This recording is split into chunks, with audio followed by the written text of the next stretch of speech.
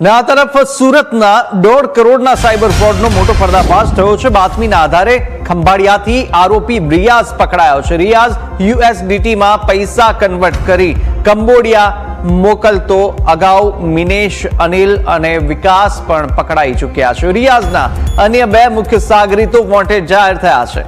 મુંબઈથી એરપોર્ટ થતું સાયબર ફ્રોડનું આખું સ્કેન્ડલ ખાતાધારકોને જયપુરથી મુંબઈ લઈ જવાતા સાકી નાકામાં 3 દિવસ રાખી અને ફ્રોડના ટ્રાન્ઝેક્શન થતા આ ફ્રોડ બાદ 3 ખાતાધારકોને પરત મોકલી દેવાતા।